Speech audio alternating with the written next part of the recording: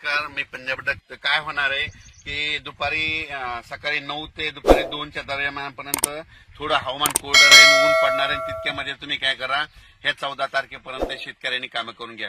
कारण की 15च्या नंतर राज्यातला पाऊस वाढतच जाणार आहे. म्हणजे सांगायचं झालं तर पूर्व विदर्भ, पश्चिम विदर्भ, दक्षिण महाराष्ट्र, उत्तर महाराष्ट्र, कोकणपट्टी, खानदेश दररोज वेगवेगळ्या भागामध्ये पाऊस पडत जाईल. म्हणून हे प्राथमिक स्वरूपाचा अंदाज घ्यायचा आहे. उत्तर महाराष्ट्रासाठी खास करून एक आनंदाची बातमी की उत्तर महाराष्ट्रामध्ये 15 ऑगस्ट पासून म्हणजे 15 ऑगस्ट पासून ते 22 ऑगस्टच्या दरम्यान जोरदार पाऊस पडणार आहे. म्हणजे तिकडे ना तुम्हाला सांगतो 16, 17, 18, 19च्या नंतर चांगला अतिवृष्टी देखील काय काय ठिकाणी होणार आहे, मुसळधार होणार आहे.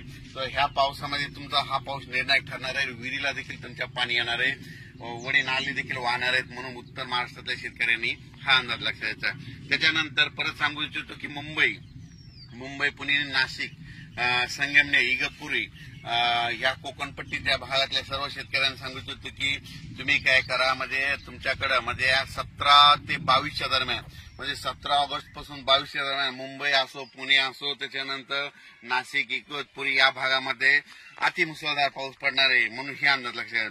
मुंबईला देखील म्हणजे असा पाऊस पडेल की तिथलं काही काही ठिकाणचं म्हणजे पाणी साचण्याची शक्यता आहे. म्हणून हा मुंबईकरांनी खास करून हे म्हणजे 17 ते 22 अंदाज लक्षात घ्यायचा. त्याच्यानंतर पुण्याकडे खूप पाऊस पडत असल्यामुळे तिथलं परत त्या नद्याला पाणी येणार, परत तळ्यांचं पाणी सोडावं लागणार.